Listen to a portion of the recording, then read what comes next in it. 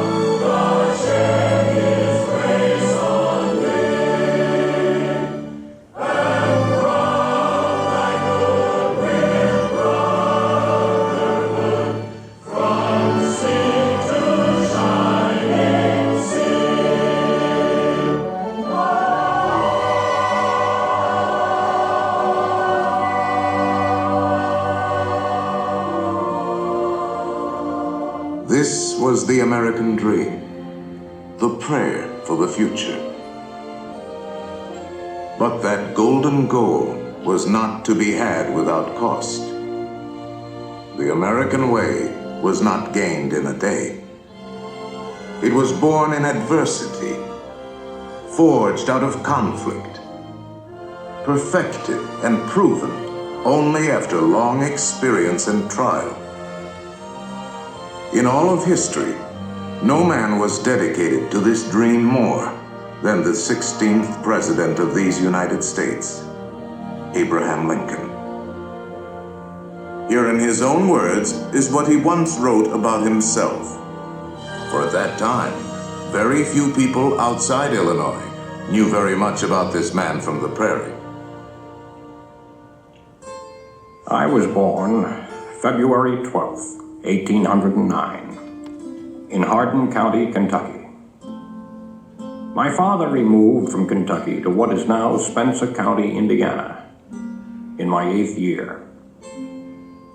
It was a wild region, with many bears and other wild animals still in the woods. There I grew up. I was large for my age, and had an axe put into my hands at once. And from that to my 23rd year, was almost constantly handling that most useful instrument. I think that the aggregate of all my schooling did not amount to 1 year. At 21, I came to Illinois. Thought of trying to study law. Rather thought I could not succeed at that without better education. I borrowed some law books, took them home, and went at it in good earnest. In 1854, the law profession had almost superseded the thought of politics in my mind, when the repeal of the Missouri Compromise aroused me as I had never been before. What I have done since then is pretty well known. If any personal description of me is thought desirable, it may be said I am in height, 6 feet 4 inches. Nearly, lean in flesh, weighing on an average 180 pounds, dark complexion, with coarse black hair and gray eyes, and no other marks or brands recollected. Yours very truly, A. Lincoln. Abraham Lincoln became president faced with the terrible threat of civil war, a thing he dreaded, yet a calamity he was prepared to meet if he must. Without union, the Constitution is only a piece of paper. I know there is a God, and that he hates injustice and slavery. I see the storm coming. I know his hand is in it. If he has a place, work for me, and I think he has, I believe I'm ready, and with God's help, I shall not fail.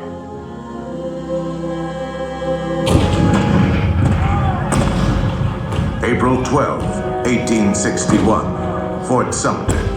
the cannon spoke for war. Civil war, violent, devastating. Now had come the reckoning, the supreme test that would decide whether a republic founded on liberty could survive the terrible strife of men's passions.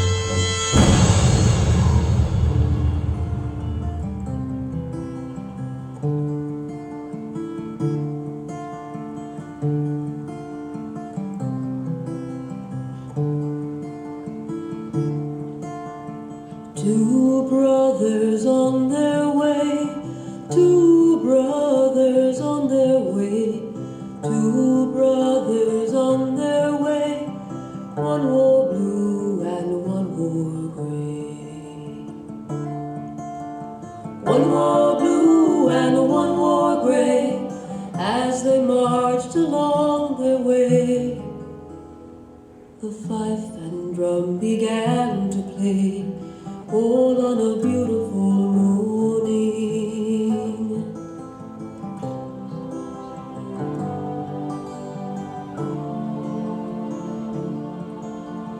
One was gentle, one was kind. One was gentle, one was kind. One came home, one stayed behind. A cannonball don't pay no mind. Cannonball don't pay no mind if you're gentle or if you're kind. It don't think of the folks behind, all on a beautiful morning, all on a beautiful morning.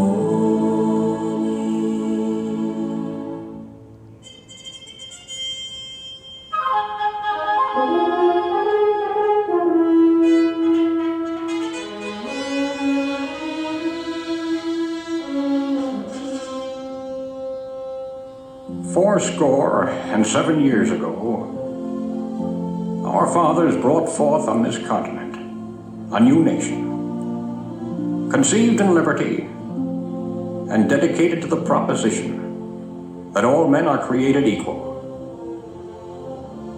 Now we are engaged in a great civil war, testing whether that nation, or any nation so conceived and so dedicated, can long endure.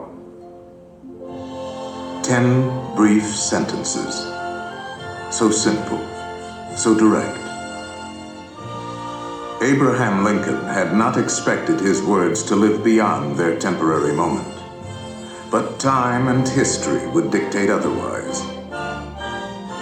And so today, his Gettysburg Address is immortal, a rich and treasured part of our country's heritage.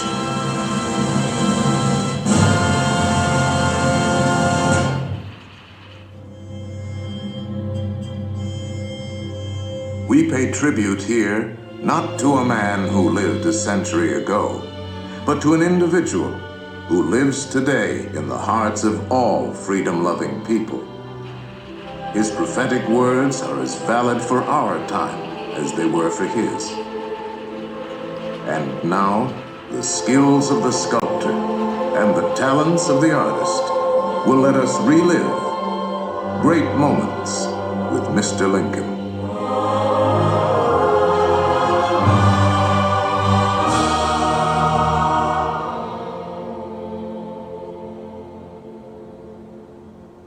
The world has never had a good definition of the word liberty. And the American people just now are much in want of one. We all declare for liberty, but in using the same word, we do not all mean the same thing. What constitutes the bulwark of our liberty and independence? It is not our frowning battlements, our bristling sea coasts. These are not our reliance against tyranny. Our reliance is in the love of liberty, which God has planted in our bosoms. Our defense is in the preservation of the spirit which prizes liberty as the heritage of all men, in all lands, everywhere. Destroy this spirit, and you have planted the seeds of despotism around your own doors.